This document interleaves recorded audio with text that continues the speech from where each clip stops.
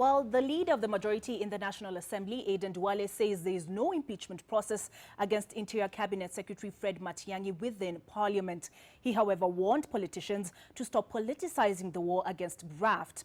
Meanwhile, Machakos County Governor Dr. Alfred Mutua says all suspects named in the gold scam should be handed over to the United Arab Emirates for prosecution. He also defended Matiang'i, saying those attempting to implicate him are the ones robbing the country dry.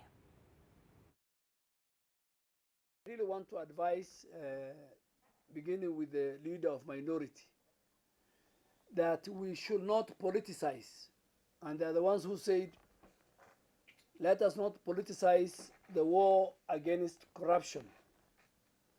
So again, even them, our free advice is they should not politicize and drag people's names, including that of Minister Matiang'i, to the ongoing gold scam investigation.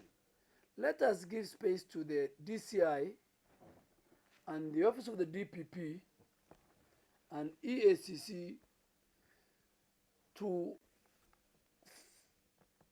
function and to exercise their mandate as per the Constitution.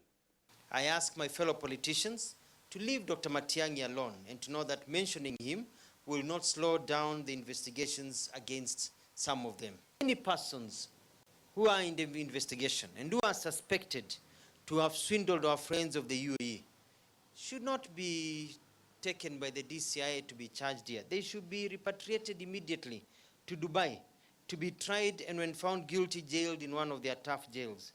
At least we know that in Dubai, justice will be served speedily.